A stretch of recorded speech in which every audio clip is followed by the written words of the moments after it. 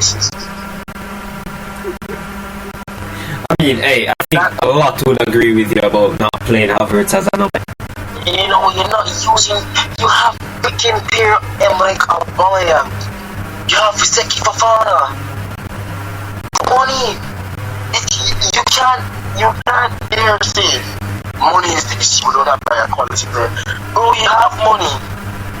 But guess what? The players in the team are losing confidence, lack confidence. They remind me of United when United in the Premier League. Oh, we were bottom of the Premier League after a couple of games last season. You remember, right? Or the season before? That was we couldn't get a win. 2019. We couldn't get a win.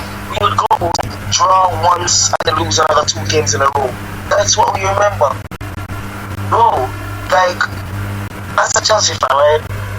I want y'all to sort, right? Generally, y'all are a pain in the neck. And honestly, I'm not nice enough to say I feel sorry for you. But I am not a masochist to the point where I can say I want to see you guys continue suffering. I'm gonna enjoy it, yes, but it's gonna be a lie if I say, hey, you know what, I want this suffering to continue for the next 2-3 seasons. That's just not gonna happen. Before that, Bowley reinvents the club's name to the London Cowboys, and now it's with the entire team. Mark, hey, I don't know where Chelsea's gonna go from this. I would say play the youth, but the youth, I don't know where Chelsea's. I think they're all literally every single one of them are on loan, and they have about 4 left, so they can't really do the Arteta approach. They can't do the Ten Hag approach, is drop the players that post, because if you keep doing that, then you have a team. It's just a shambles in London. It's a real shambles in, well, North London, where Stamford Bridge is. And I want to give you enough time for your segment, but I also want to get into track and field that happened on Saturday evening. I mean, the Gibson relays, not all the relays, but you know, it's a track. There's a point in it. Kingston College, we all know them. They're the how am I saying? They're the leaders of Jamaica track and field. Win a lot, but they're just obnoxious. They in this segment they did the relays, 4x1s, 4x100 meters, 4x200, 4x400, 4x800. Those are the types of their Gibson relays. But in the finals, they brought out their class 1 4x1. They won that. They lost the class 2, 3 for the 4x100 meters. And they didn't send out another relay team until the final event of the day, which is now for me, that's horrible sportsmanship. I want to get your heart on this as to like, what is the thought process behind running your hearts out in the heats, getting the fastest times and the best amount in the final? I don't really understand it. I think they're just wasting everything because another school, somebody who actually wanted to be there could have been there. I don't understand why they did it. Maybe to protect the athletes, maybe to make a statement. But as you said, it is, bro. If you know you have no intention of participating, why run the heats in the first place? Why run the heats and do so well if you know that you're not gonna do it? And it's honestly just frustrating to see. And I think that for the events, and for no reason you do not show up to the final or you refuse to run in the final, you should be banned from the events there and after for at least a couple of years. You get it? Because what precedent does that set? What precedent does that set? That's disrespectful. Not only to the meet, not only to the giveaways, which is the biggest one every year. There's also to the trainers who have trained teams so hard and the play to run. So honestly, it's borderline disrespectful, Jackson. Yeah, I don't understand how Kingston College just did that. And when they came out, I thought people thought that evening, and you know, they all just went home, but they clearly didn't. They actually did the 4x800 meters, where they said they have the 4 best 800 runners in the country at the age group level. They lost. Well, that's no surprise. Case came out and then they ended up losing. And after the Gibson relays, we've seen a few of their stars out there, but their stars haven't looked, shiny. They look like a toy that you don't want to play with anymore. They don't look like they're ready for the upcoming season. And I can say that for some other players, from some other athletes, and there's one you have to look at, the Lana Healy from Herbert Morrison. Absolute sprint team. Dan James on the track, literally. He I don't know. Herbert Morrison need 2 other good relay personnel with him, because they can win. They could win that a chance. They could take some heavy points away. But as I said, I won't give you enough time. Savage Slaughters, we're back in about, I don't know, for about 40 seconds. I'm kidding. 40 seconds. We might even not go to it. We might just have it start now. But anyway, we have to give him time to prepare, and we'll be back in about 10 seconds.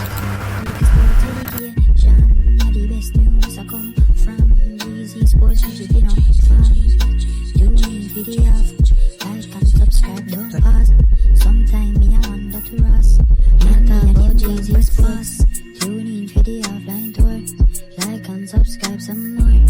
Big Jackson, Brian, and Randy Savage. Me talk about Jeezy Sports. Tune in video offline tour. Like and subscribe some more. Big Jackson, Brian, and Randy Savage. Me talk about Jeezy Sports.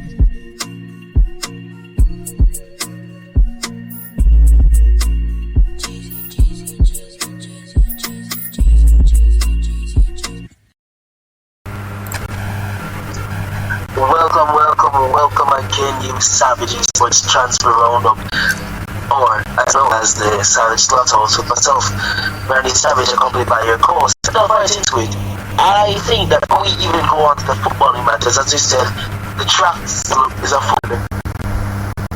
I think we should celebrate when we do actually do well. For the 60 meters, fortunately, Brianna Williams had to withdraw Jackson. I don't know the reason. I don't know if she was feeling unwell. I don't know why. But at least we can say that one of the great and Blake for both the men and the women, respectively, for the 60 meters gold medals, as you say. What was your reaction to this stream? The pace was really quick, and the competition seemed, to be honest. Yeah, it went the competition we're accustomed to when it comes to the sea, especially. It's just the same old names. Usually people who disappoint, and then you have the few who are up and coming who you think are going to be a difference. Clayton Twins, I don't remember which one actually won it. Don't beat me down. I mean, their names are Tia and Tina, and we usually differentiate by hair, but they don't have one. So I have no idea who won it. I know they beat Shashali Fulton second.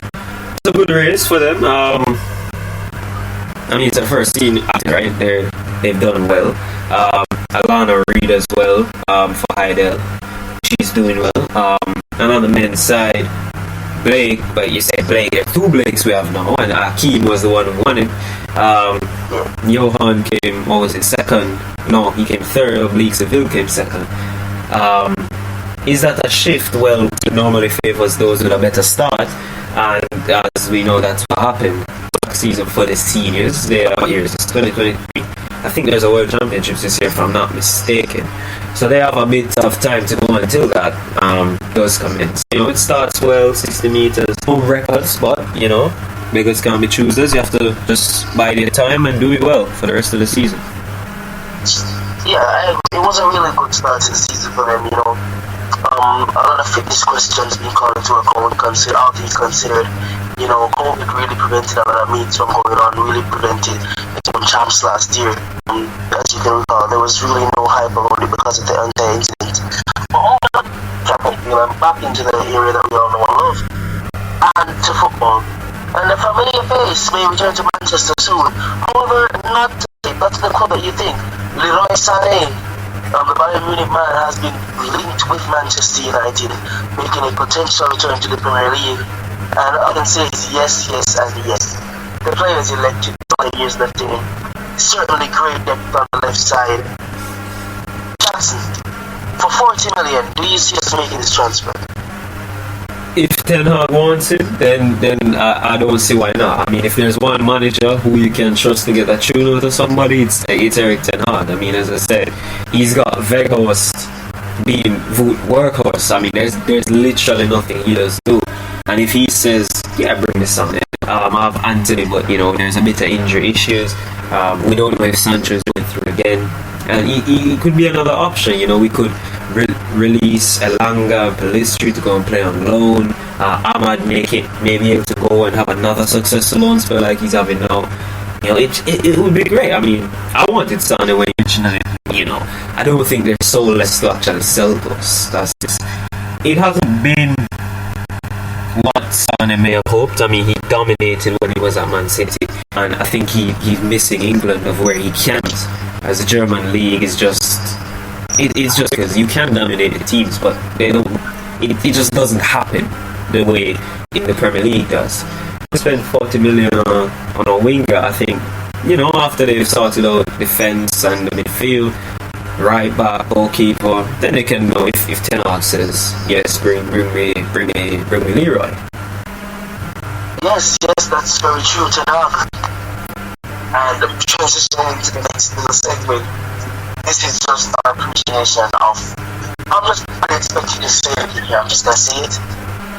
But this time, in almost 6 years, today, a stadium in Manchester was able to sing "Glory, Glory, Manchester United." Glory, glory, Man United. We all love it, and that warmed my heart.